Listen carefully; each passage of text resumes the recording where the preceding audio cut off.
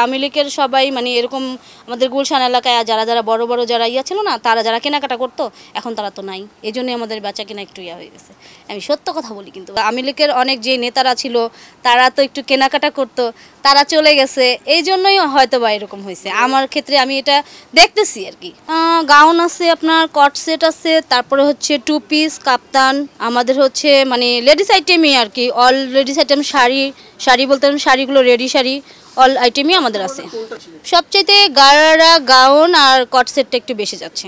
Pakistani dress কিনতেছে, পাকিস্তানি এখন একটু মানে ভালো, মানে ইন্ডিয়ানের চাইতে কিন্তু পাকিস্তানির একটু ভালো, কোয়ালিটি ভালো, কোয়ালিফিকেশন ভালো, এই জন্য কাপড়ের মানও একটু ভালো, এই জন্য আর একটু দামও একটু বেশি হলেও জিনিস ভালো আর কি, এরকম আর কি।